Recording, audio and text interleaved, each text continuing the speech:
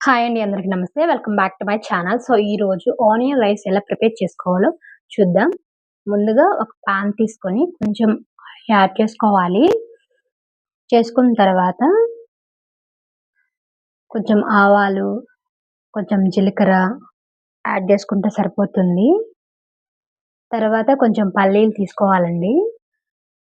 తీసుకున్న తర్వాత కొంచెం దోరగా వేయించుకోవాలి. తర్వాత నేనిక్కడ 2 తీసుకున్నానండి ఆనియన్స్. ఆహ్, ఈ విధంగా సన్నగా ముక్కలుగా కట్ చేసుకొని వేసుకోవాలి. తర్వాత కొంచెం పచ్చిమిర్చి కూడా వేసుకొని వేయించుకోవాలి. కొంచెం సాల్ట్ యాడ్ చేసుకొని మనకి ఆనియన్స్ దోరగా వచ్చేంత వరకు మనం వేయించుకోవాలి. సో, తర్వాత కొంచెం కరివేపాకు యాడ్ చేసుకుంటే సరిపోతుంది. అది గూడా వేయించుకోవాలి. వేయించుకున్న తర్వాత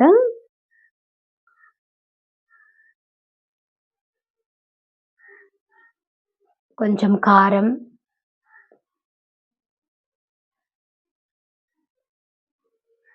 గరం మసాలా పౌడర్, కొంచెం ధనియాల పొడి యాడ్ చేసుకుంటే సరిపోతుంది. సో, మీకు సాంబార్ పొడి గూడా యాడ్ చేసుకోవచ్చు. నేనిక్కడ యాడ్ చేయలేదు.